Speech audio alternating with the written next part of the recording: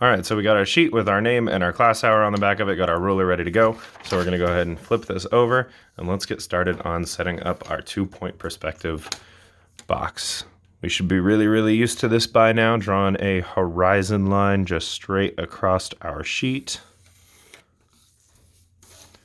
And then let's see, we've got a perspective vanishing point over on the left, a perspective vanishing point over on the right, and now we can go ahead and set up the base for our box. Now the lesson for this one's going to be a little different than some of the previous ones that we've done because I'm not really going to walk you through just how to make a treasure chest. I want you guys to design some of these elements yourselves. So I'm going to go through some techniques that might be useful to you, but at the end of the day, coming up with the design and executing that design for your treasure chest, that is on you. So the first thing that I'd like to show you that we haven't really covered in many of our other lessons is how to find the perfect center point of our box. I'm going to make that way smaller. I don't need it to be nearly that large for this demonstration. So I've got my straight up and down line right there in the center of our page, and I'm going to go ahead and turn this into a box real quick. Once again, lining up those edge points of our box to our vanishing points.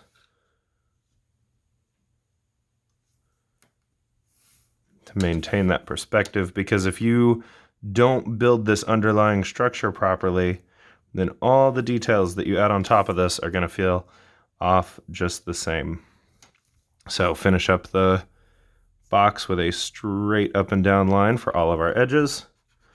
I'm going to erase the horizon line behind it since it's sitting in front of our horizon line. And when you draw your box, your final box, I'd like it to be very large on your page. I'm just doing these smaller ones because I'm going to show you some techniques to use. But your box, I want to be really large on the page because the bigger that your box is, the easier it's going to be to include all of your details. So let's say that we want to find the exact center of this box so that we can do like that classic curved top for the treasure chest. Well, how do we do that?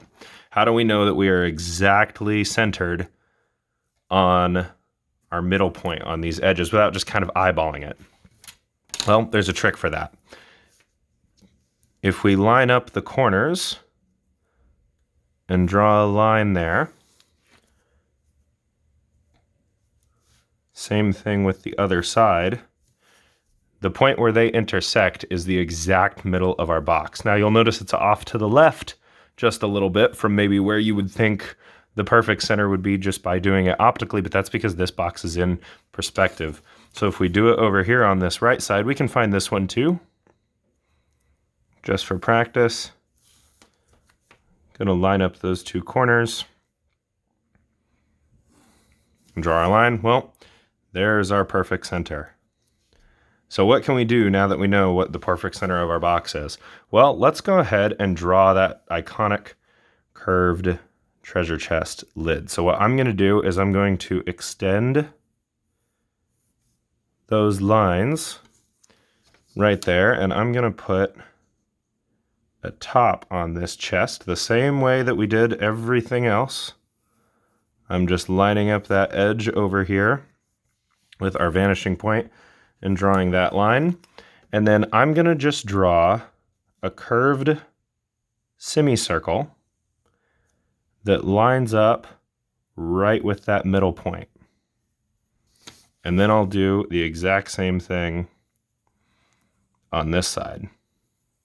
And you'll notice that really they're not the exact same side because we're seeing more of this one because it moves off into perspective.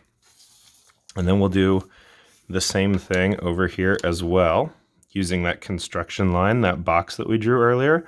We're kind of chiseling out sections of our box by doing it this way.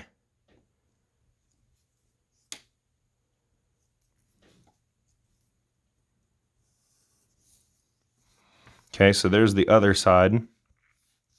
So we'll come to that, not this middle point, this is a different middle point, right here. This one we can find if we go to our top point on the side that we did see. And we draw a line over to there. And we can see that this is our middle point. So that's where I'm going to draw that semicircle.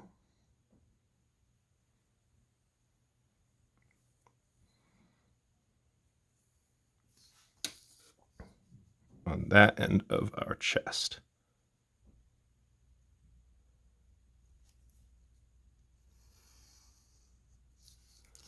And then we'll connect those two up top. We can erase some of our construction lines.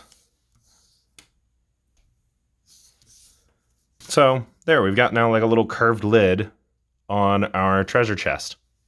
So I'll kind of show you guys some other techniques in different parts of these videos. And remember, I don't want you to necessarily draw the exact same chest that I'm drawing. I just want you to use these techniques to design your own chest. So if you want to learn another technique, it will be in the next part.